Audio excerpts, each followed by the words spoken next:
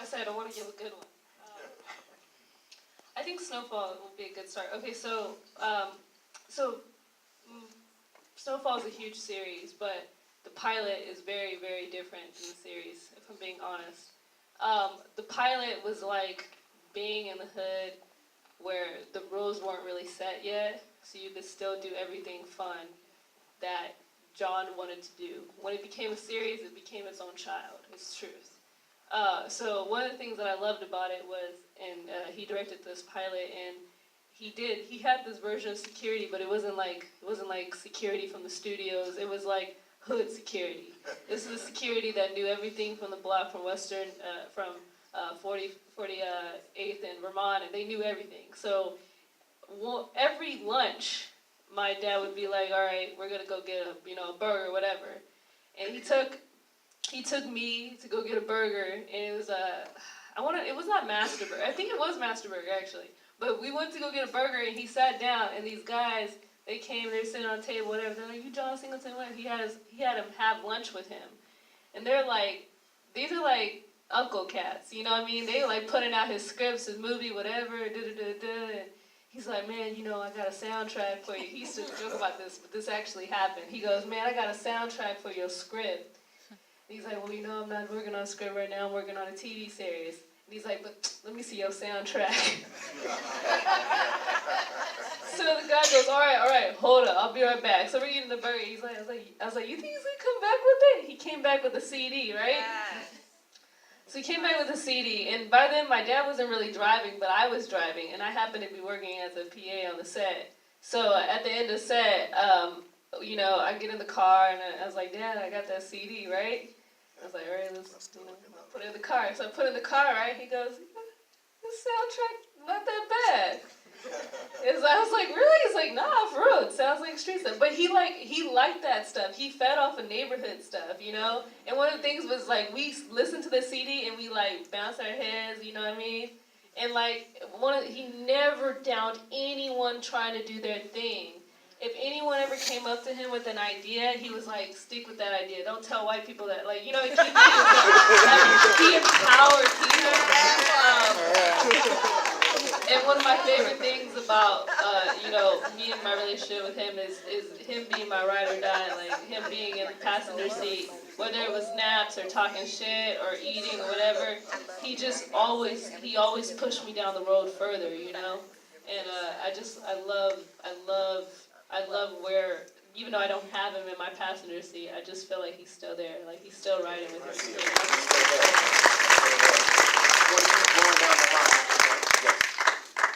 I've been living with my dad since I was like 5 years old. And, as I grew up and tried to figure out, what I want to do, he knew I always loved to draw. He'd see that in me.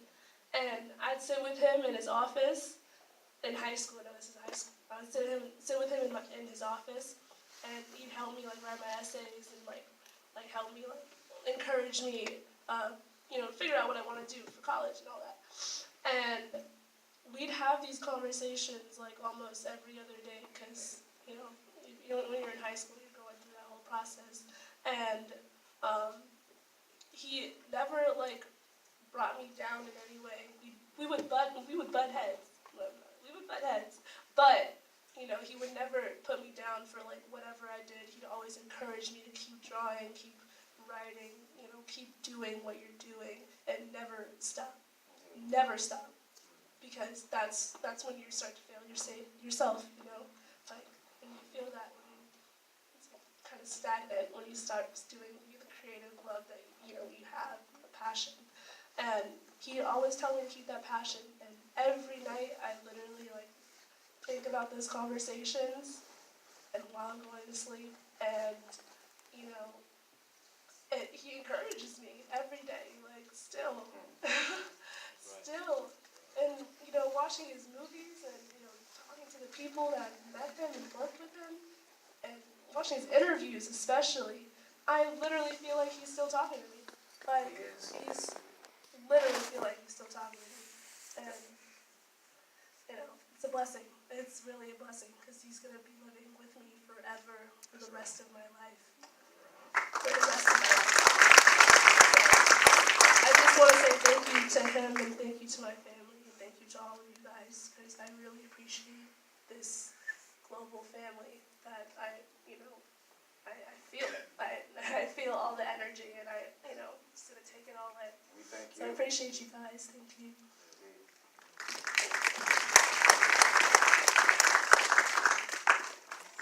Well, John Singleton, man, he's still with us. He's still with us in an even bigger way. And I can agree, like, just the encouragement, the empowerment. I remember getting that from him as a insecure little boy who was nervous about acting. He gave me my first job, and I was introverted, I was shy, and he told me to use that. And I remember he was like, use that, be more sad.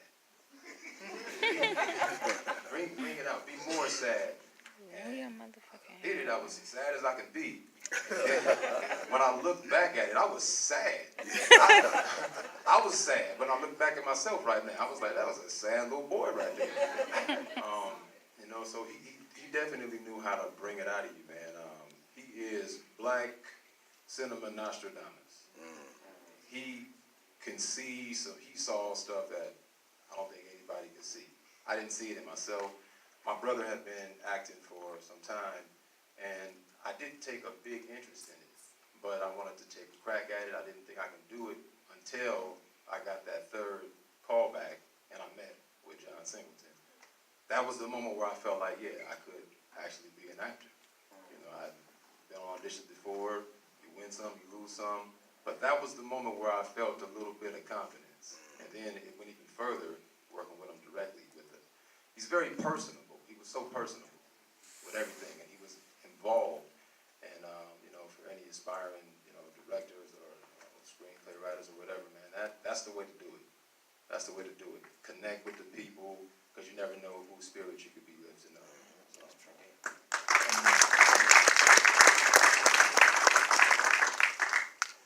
So for me, a couple things stand out with John. And one is when we were at USC, we would kind of laugh about just being two little old boys from the hood, me from Compton and him from South Central, and we at USC. It was, every day was like man, I can't believe I'm here, John had the confidence like, oh, I'm supposed to be here. And I was like, man, I can't believe I'm here. That's one thing to stand out. The other thing to stand out is I worked on two projects with John, Boyz in the Hood and Remember the Time, the Michael Jackson video. What I remember about the sets and the cast is we were like family. When you come to work, it wasn't like going to work. It was always fun, and it was always a challenge. And as a result of John and the film, and I'm just so grateful for him, three of my closest friends are a direct result of doing Boyz in the Hood and meeting Morris, and I got a buddy named Haven back there hiding. Closest friends, all connected through John and Boyz. And it's interesting how, and you said it earlier, one person can have a mission and it affects so many others, and for the rest of your life. So I just want to say thank you to John and to his family, and those are my memories about John.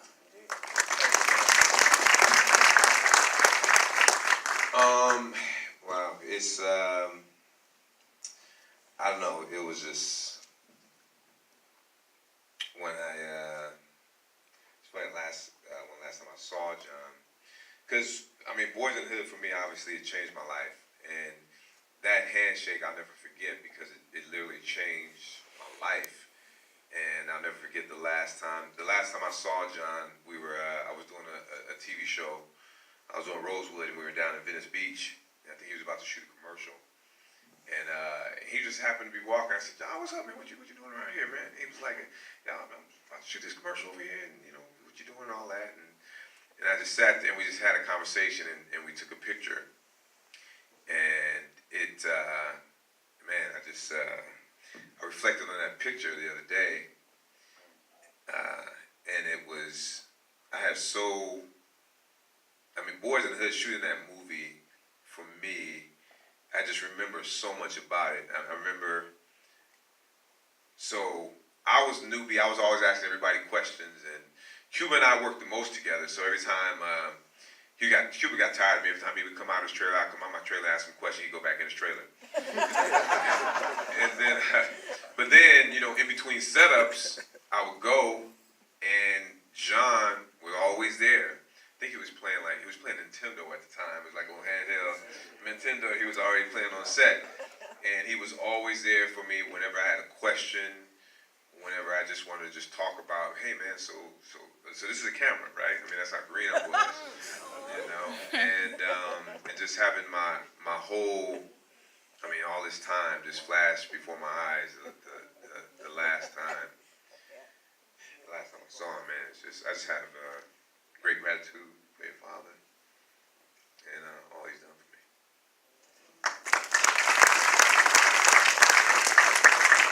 Okay, well, you know, I already told a couple of my stories, and I just think the one thing I hear everybody saying, and even today everybody says, is he was just a great person first, and always wanting you to be the best that he saw in you that maybe you didn't even see in yourself. And I think that was a gift. That was the gift that he had, because he could see the talent in you before you even saw it and even knew how to bring it out, right, y'all? Like, you would just be like, really? You want me to try it again? And he'd be like, do it, just go. Oh, okay, we're here, let's do it. You ready? You ready? You know, he just loved film. He loved the process, he loved the actors, he loved the behind the scenes. But also, I also hear everybody saying is, you know, we've all worked with different people, but he was so calm. And I think that's what made us calm, because we would be inside freaking out. Like, oh my gosh, we're getting ready to do this. And what were you saying? He's playing Nintendo. You know, he was just the Zen master of the whole production. He just loved it so much. And you know what I love to see in that young brother was that he knew he had it.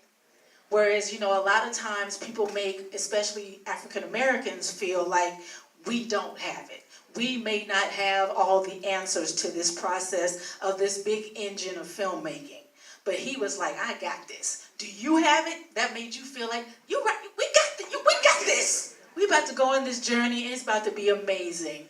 And so I don't want to talk about anything else other than the fact that John was really great like that. And it was just great to hear you guys' individual stories and everybody coming out today. I mean, I really appreciate everybody coming out.